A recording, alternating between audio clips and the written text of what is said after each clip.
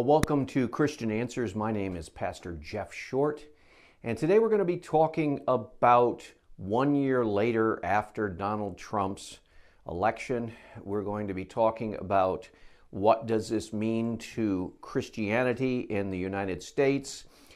We've just been listening to an interview with a Christian leader called Colin Hansen. He is the executive director of the Christian Coalition, and he was interviewed by ABC News recently. And he sat down with an interviewer who asked him about some of the articles he's written about Donald Trump and evangelicalism in the United States. And one of the things that he wrote was about the uneasy conscience that evangelicals have concerning Donald Trump. It is a fact now that evangelicals overwhelmingly, I think 80%, the polls indicate 80% voted for Donald Trump over against Hillary Clinton. Now, Colin Hansen is worried about what this means going forward as far as Christian witness in our culture. He is concerned about whether this means that Christians are willing to compromise on their core values in order to put a politician in place who at least addresses some of their concerns. And so we want to talk about that. We want to see if that is in fact the case. Now, before the election, Colin Hansen wrote, as the reporter here noted, he wrote that if Donald Trump is elected and Christians overwhelmingly vote for him in the election, then that will have changed Christianity and its relationship to culture in our culture in a negative way. And again, as I referred to earlier, that reflects, in Colin Hansen's mind, a bad witness and testimony to the church in the United States because it's willing to compromise. It's willing to be hypocritical. On the one hand, according to Hansen, Christians say we value character, we value morality, we look for a strong moral and character building candidate, not someone who disagrees with all of our core values. And I think when you listen to the interview, Colin Hansen overstates this case because Donald Trump going into the election did not contradict, or he was not 180 degrees out of step with our core values. If you talk about values as far as principles of our land, as far as, for example, pro-life convictions, Donald Trump was running on a pro-life platform. And that is a very core value for evangelical Christians. But if you're talking about his character, if you're talking about his own personal life, then I would agree that Donald Trump exhibits many red flags as far as Christians are concerned, as far as leadership character goes. And we don't even want to take the time to list all of the incompatibilities of Donald Trump with the ideal Christian personality, character, ideal manner of life. He was totally out of sync. I shouldn't say totally. Again, we're tempted to exaggerate in these things, and we have to not do that. And I have to do that myself. I have to not exaggerate. I have to make sure that I'm not exaggerating when I talk. And so, again, Donald Trump did not totally contradict Christian character. Even in his own personal life, he didn't totally contradict it, but he did contradict many points in which Christians are very strong about their candidates. Now, one of the things Colin Hansen was referring to is that, if you remember way back in the late 90s, Bill Clinton was being impeached for immoral character and immoral actions while president. And Colin Hansen points at the outrage and the just outrage that Christians had about a president who would conduct himself in this immoral manner. And the big cry was character counts, character counts. Well, then he says, well, you apply that to Trump, And it seems like in this election cycle, Christians overlooked the very things that they didn't overlook in Clinton back in the late 90s. They were willing to overlook that in Trump, and that shows hypocrisy. Well, I have to say it's not exactly the same situation, because if you remember, when Bill Clinton was impeached, he was the sitting president of this country. And the charges against him were actually related to things that he was doing in office at the time of his presidency. I think that's a big difference between talking about a person's past as a candidate and talking about a sitting president and their activity. I believe that if Donald Trump were conducting himself the way Bill Clinton was conducting himself while in office, while president, I think evangelicals would turn thumbs down on him and vote to impeach him. I believe that that kind of activity, that kind of immoral character, that leadership coming from the president would be enough for Christians to say this guy has to go because he's a detriment for our country, he's a detriment for our moral character that we want to instill in our young people, and as a role model, he's a bad example and he's a bad leader, so we have to get rid of him. And I think that if he were to do the things that Bill Clinton actually did, that there would be no doubt in my mind that he would actually be impeached and removed from the office of president.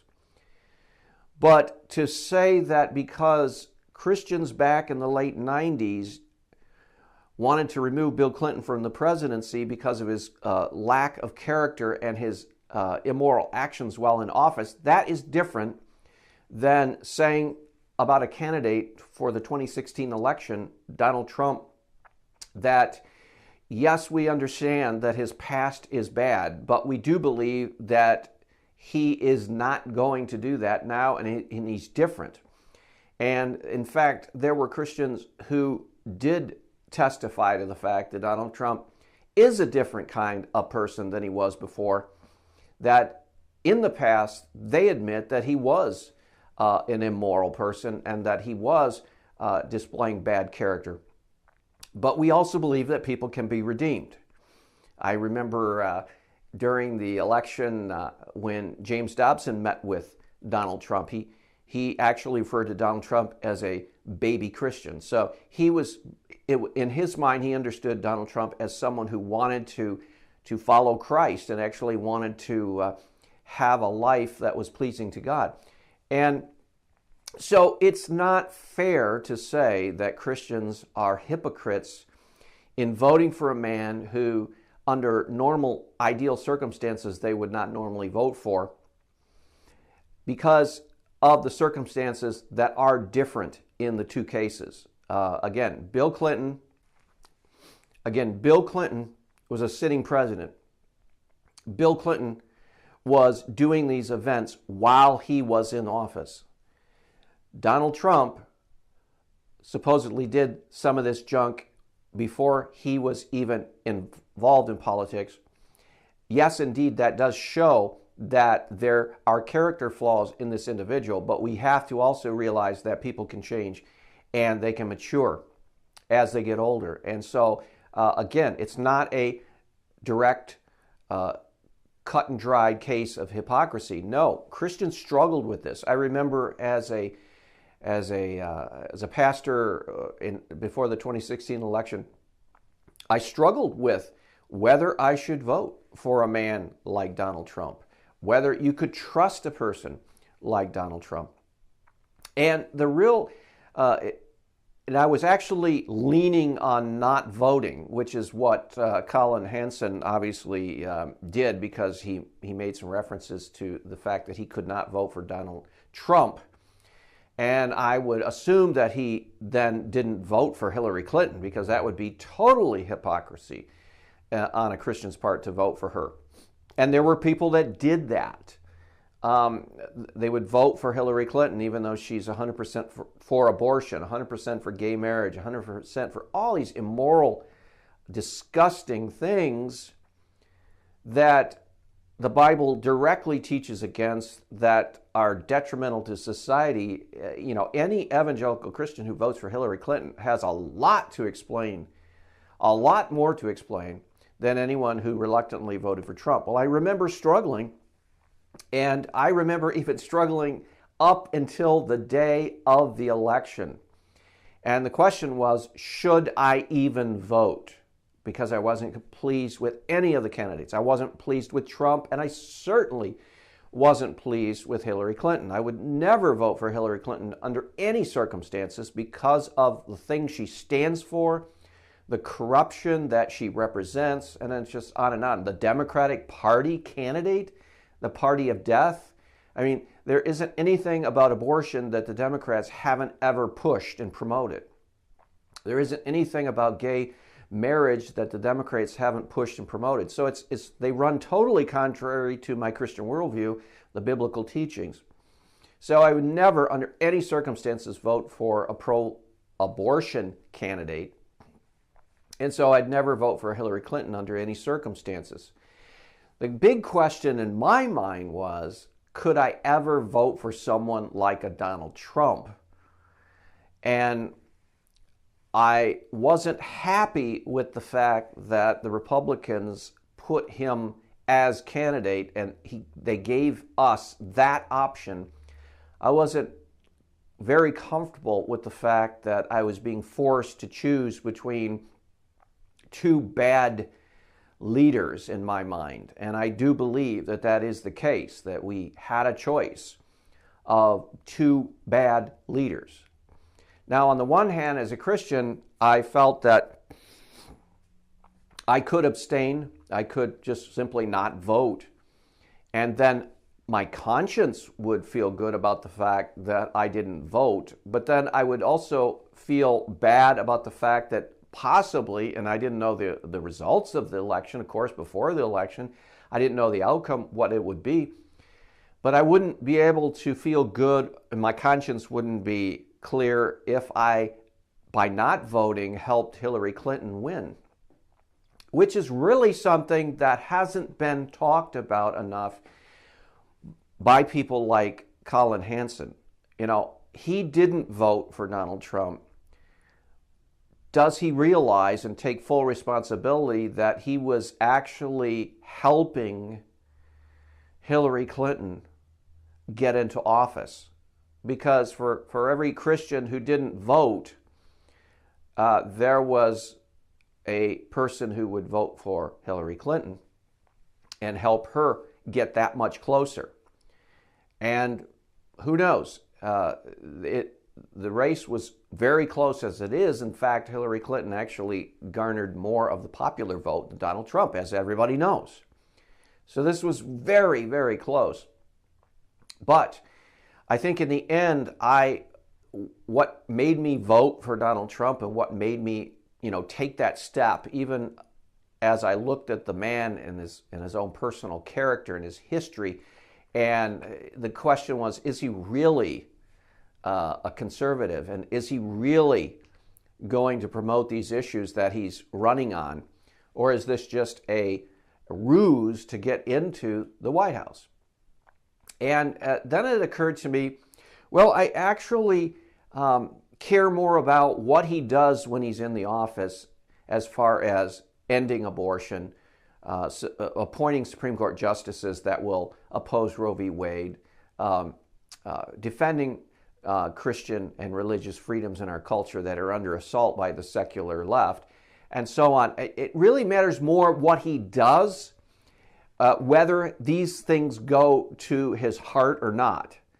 Because we've all heard these Democratic candidates who say, well, I'm personally in my heart against abortion, but I can't impose that on the American people.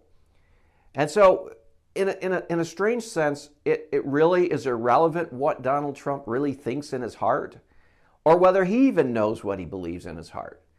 It's actually more important that he follow through on what he promised the people who put him in office. And if 80% of the evangelical vote went for Donald Trump, he now realizes that he owes them to be faithful to his promises. He owes them to be careful in his Supreme Court selections so that he makes sure that they will be happy with the pro-life justices that he appoints. And so far, and even Colin Hansen, who was not a Trump supporter, says that Donald Trump has come through on what he has promised evangelicals as far as the Supreme Court appointee.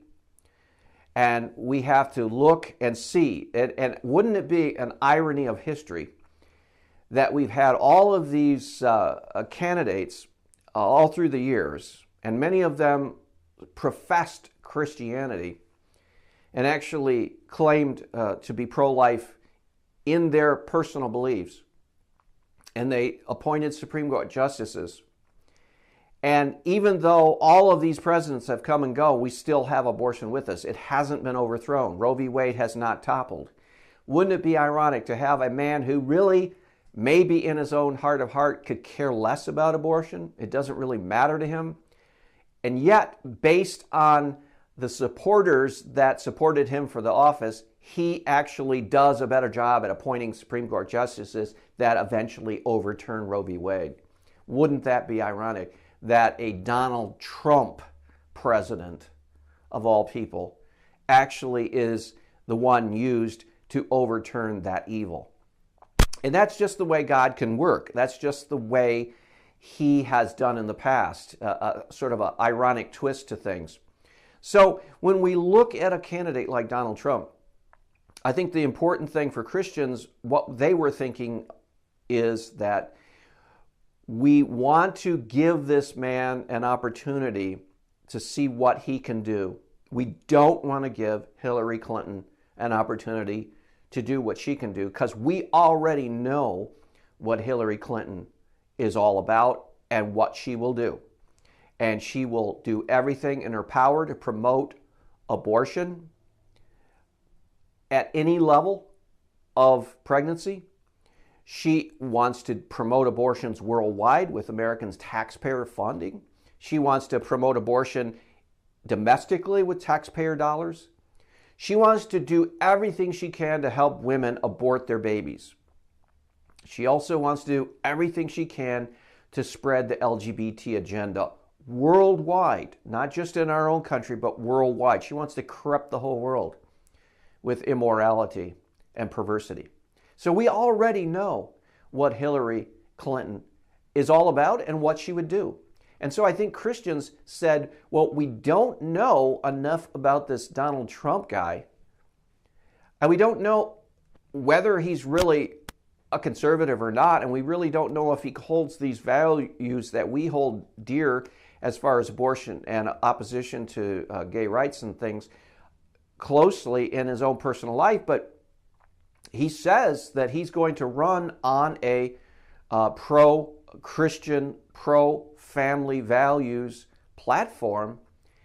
And if he simply holds good to that promise, then that alone is reason enough to vote for him, despite all of the things that may have occurred in his past. Now, again, people on the left are trying to make Christians into hypocrites because you're saying, well, you're voting for this guy and he's got the worst character of all. Well, that may be the case, but again, we don't necessarily believe all the reports that are in the press, because the press has it out for Donald Trump. They hate his guts.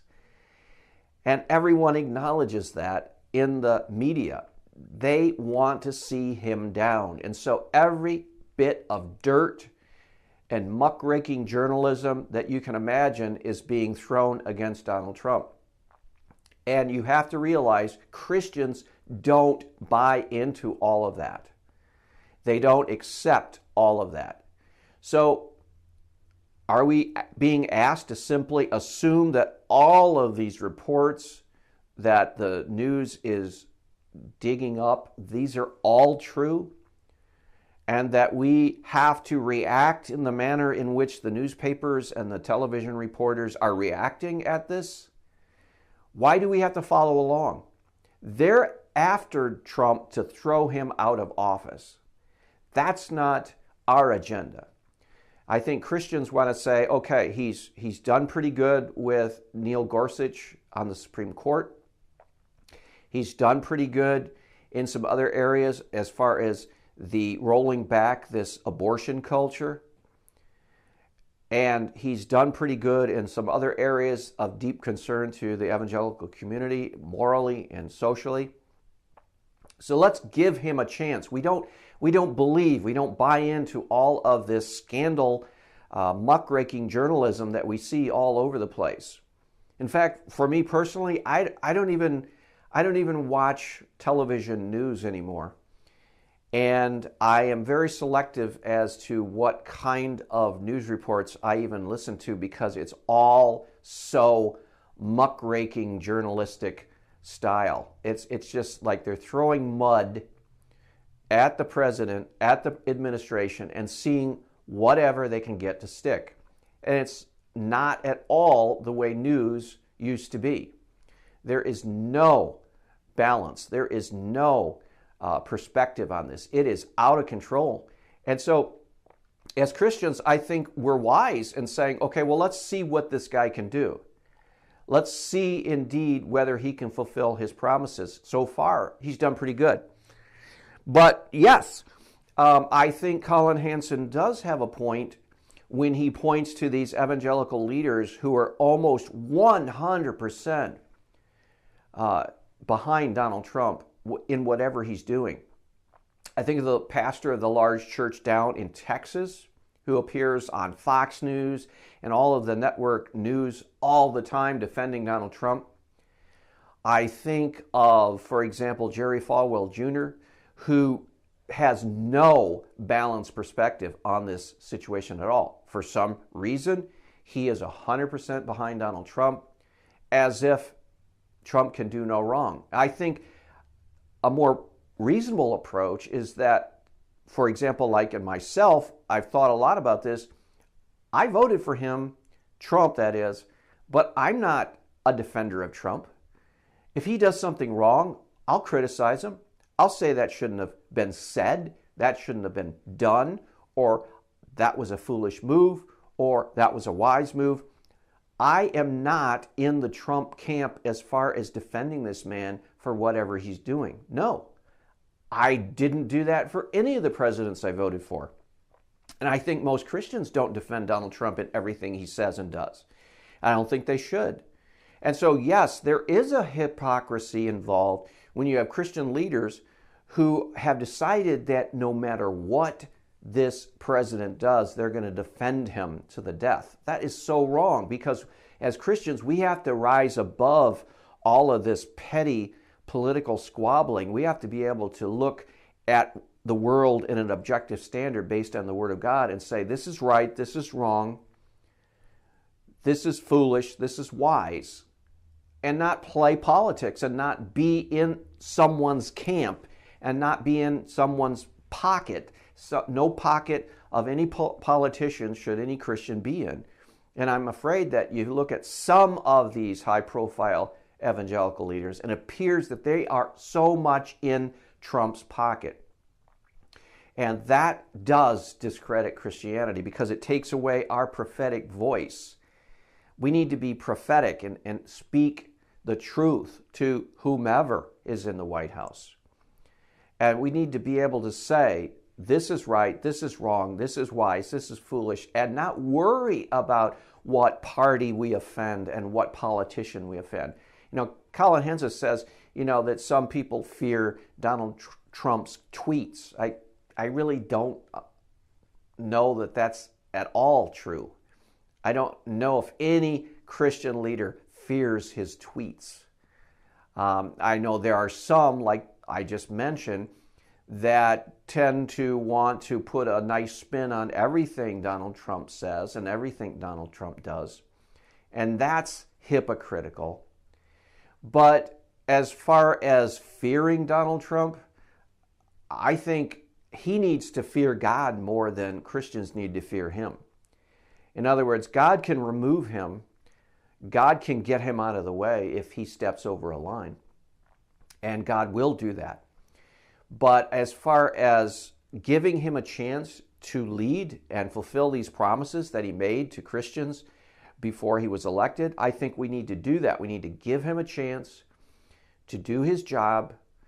We need to not respond and not react to all of this muckraking journalism. That term comes from the early 20th century, when there were newspapers that were just slinging dirt at candidates, and it was called muckraking journalism. Well, we are seeing a whole new rebirth of muckraking journalism like we've never seen before in this country. And we're seeing that the mainstream media against Donald Trump. And so as Christians, we don't react to all of that. We don't have to respond to all of that. We don't have to buy into all of that. And so when people come to you, well, how can you support this man? He's so immoral. Well, according to you and your muckraking journalism, he is. But, how much of that is true? And how much of that is made up? People hate him so much, they're willing to make things up.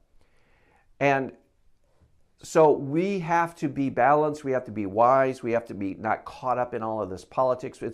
Our country is being over-politicized every day.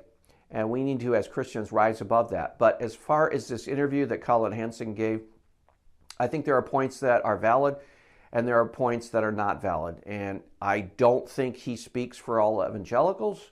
I don't think his viewpoint, obviously from the polling data, is not in the mainstream evangelicalism.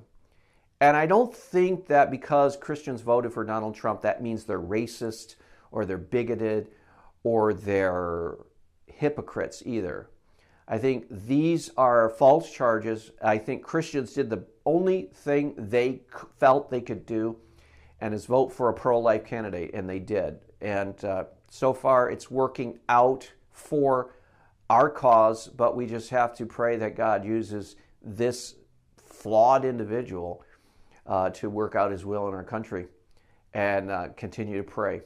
Well, we'll see you back next week on another edition of Christian Answers. God bless.